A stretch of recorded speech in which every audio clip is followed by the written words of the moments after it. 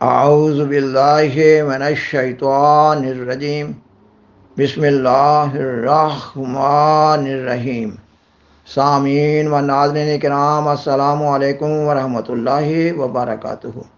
سیدنا حضرت خلیفۃ المسیح ثانی رضی اللہ تعالیٰ عنہ نے جماعت احمدیہ کے جلسہ سالانہ قادیان کے موقع پر 28 دسمبر 1927 کو سیدنا حضرت مسیح موعود علیہ السلام کے کارنامے کے عنوان پر تقریر فرمائی۔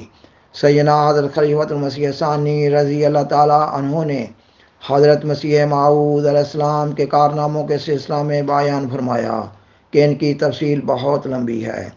آپ نے اپنی اس تقریر میں سیدنا حضرت مسیح موعود علیہ السلام کے 15 کاموں کی تفصیل بیان فرمائی ہے اور فرمایا کہ آپ علیہ السلام کے کاموں کا پورے طور پر احاطہ نہیں کیا جا سکتا۔ آپ علیہ السلام کا کام مادی نہیں بلکہ روحانی ہے، جو دنیا میں تدریجاً عظیم الشان انقلاب پیدا کر رہا ہے۔ خاکسار بیان کرتا ہے کہ سیدنا حضرت خلیفۃ المسیح ثانی رضی اللہ تعالیٰ عنہ کا بیان فرمودہ یہ مضمون کہ یہ ایک اسرار و رموز پر مشتمل ہے، اس لیے اس مضمون پر خصوصی توجہ دینے کی ضرورت ہے۔ خاکسار اپنے پروگرامز میں سیدنا حضرت خلیفۃ المسیح ثانی رضی اللہ تعالیٰ عنہ کی اس تقریر کے بعد ایسے سلسلہ وار پیش کر رہا ہے۔ گزشتہ پروگرام میں سیدنا حضرت خلیفۃ المسیح ثانی رضی اللہ تعالیٰ عنہ کی زبانی سیدنا حضرت مسیح موعود علیہ السلام کے تیسرے بڑے کام کا ذکر ہو رہا تھا اور اللہ تعالیٰ کی صفات کے بارے میں پیدا ہونے والی 10 غلط فہمیوں کا ذکر کیا گیا تھا۔ آپ فرماتے ہیں ان اختلافات کے طوفان کے وقت میں حضرت مسیح موعود علیہ السلام ظاہر ہوئے اور آپ نے ان سب غلطیوں سے مذہب کو پاک کر دیا۔ سب سے پہلے میں شرک کو لیتا ہوں۔ آپ نے شرک کو پورے طور پر رد کیا اور توحید کو اپنے پورے جلال کے ساتھ ظاہر کیا۔ آپ سے پہلے مسلمان علماء 3 قسم کا شرک مانتے تھے۔ نمبر 1، بتوں، فرشتوں اور معین چیزوں کی عبادت کرنا، مگر باوجود اس کے عوام تو الگ رہے۔ علماء تک قبروں پر سجدے کرتے تھے۔ لکھنؤ میں ایک بڑے مولوی کو میں نے قبر پر سجدہ کرتے بچشم خود دیکھا ہے۔ نمبر 2، علماء تسلیم کرتے تھے کہ کسی میں خدائی صفات تسلیم کرنا بھی شرک ہے، مگر یہ صرف منہ سے کہتے تھے۔ بڑے سے بڑے توحید پرست وہابی بھی حضرت مسیح علیہ السلام کو ایسی صفات دیتے تھے جو خدا سے ہی تعلق رکھتی ہیں۔ مثلا یہ کہتے کہ وہ آسمان پر کئی سو سال سے بیٹھے ہیں، نہ کھاتے ہیں نہ پیتے ہیں، نہ ان پر کوئی تغیر آتا ہے۔ وہ یہ بھی مانتے ہیں کہ بعض انسانوں نے مردے زندہ کیے تھے اور مسیح نے تو علاوہ مردے زندہ کرنے کے پرندے بھی پیدا کیے تھے۔ نمبر 3، بڑے بڑے عالم اور دین کے ماہر یہ مانا کرتے تھے کہ چیزوں پر اتکال کرنا، یعنی یہ سمجھنا کہ کوئی چیز اپنی ذات میں فائدہ پہنچا سکتی ہے، یہ بھی شرک ہے۔ مثلا اگر کوئی یہ سمجھتا ہے کہ فلاں دوائی بخار اتار دے گی تو وہ شرک کرتا ہے۔ اصل میں یوں سمجھنا چاہیے کہ فلاں دوائی خدا تعالیٰ کے دیے ہوئے اثر سے فائدہ دے گی، کیونکہ جب تک ہر چیز میں خدا کا ہی جلوہ نظر نہ آئے اس وقت تک اسے فائدہ کی امید رکھنا شرک ہے۔ آپ فرماتے ہیں یہ شرک کی بہت عمدہ تعریف ہے، مگر حضرت مسیح موعود علیہ السلام نے اس سے بھی اوپر تعریف بیان کی ہے جس کی نظیر پچھلے 1300 سال میں نہیں ملتی۔ آپ نے توحید کے متعلق مختلف کتابوں میں مضامین لکھے ہیں۔ ان کا خلاصہ یہ ہے کہ جو باتیں لوگوں نے بیان کی ہیں ان کے اوپر اور ان سے بالا ایک اور درجہ کامل توحید کا ہے۔ آخری درجہ پچھلے علماء نے توحید کا یہ بیان کیا تھا کہ ہر چیز میں خدا کا ہاتھ کام کرتا ہوا نظر آئے۔ گو یہ صحیح ہے، مگر ہے تو آخر اپنا خیال ہی، کیونکہ جو شخص اپنے ذہن میں یہ خیال جماتا ہے کہ سب کچھ اللہ تعالیٰ کی طرف سے ہو رہا ہے، وہ اس توحید کو خود پیدا کر رہا ہے اور اپنی پیدا کی ہوئی توحید کامل توحید نہیں کہلا سکتی۔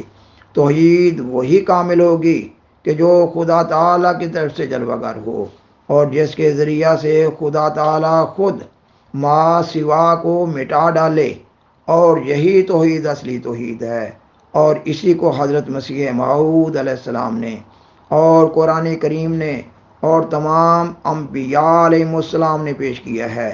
یعنی بندہ اللہ تعالیٰ کے اس قدر قریب ہو جائے کہ اسے اس امر کی ضرورت نہ رہے کہ وہ سوچے کہ خدا تعالیٰ ایک ہے، بلکہ خدا تعالیٰ اپنے ایک ہونے کو خود اس کے لیے ظاہر کر دے، اور ہر چیز میں خدا تعالیٰ اس کے لیے اپنا ہاتھ دکھائے، اور ہر چیز اس کے لیے بطور شفاف شیشہ کے ہو جائے، کہ جس طرح وہ اپنے آپ کو بیچ میں سے غائب کر دیتا ہے اور اس کے پرے ہر چیز نظر آنے لگتی ہے، اسی طرح تمام دنیا کی اشیاء ایسے انسان کے لیے بمنزلہ آئینہ ہو جائیں، اور وہ اپنے خیال سے ان میں اللہ تعالیٰ کو نہ دیکھے، بلکہ اللہ تعالیٰ اپنی صفات کو خاص طور پر ظاہر کر کے ہر چیز میں سے اسے نظر آنے لگے۔ حضرت مسیح موعود علیہ السلام فرماتے ہیں، خالی عقیدہ رکھنا کہ ہر چیز میں خدا کا ہاتھ ہے، یہ اعلیٰ توحید نہیں، بلکہ کمال توحید یہ ہے کہ خدا تعالیٰ ہر چیز میں سے اپنا ہاتھ دکھائے۔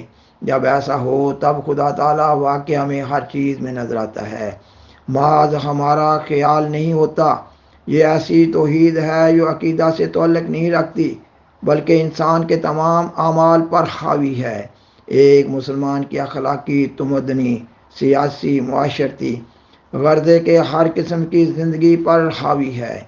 جب انسان کھانا کھائے تو خدا اس کھانے میں اپنا جلوہ دکھا رہا ہو اور کھانے کی تمام ضرورتوں اور اس کی حدود کو اس پر ظاہر کر رہا ہو۔ جب پانی پیے تو بھی اسی طرح ہو، جب دوستوں سے ملے تب بھی ایسا ہی ہو، غرض ہر ایک کام جو کرے خدا تعالیٰ اس کے ساتھ ہو اور اس میں اپنی قدرت اس کے لیے ظاہر کر رہا ہو۔ یہ کامل توحید کا درجہ ہے۔ جب کسی کو یہ حاصل ہو جائے تو اس کے بعد کسی قسم کا شبہ نہیں رہتا، اور اسی توحید پر ایمان لانا مدار نجات ہے۔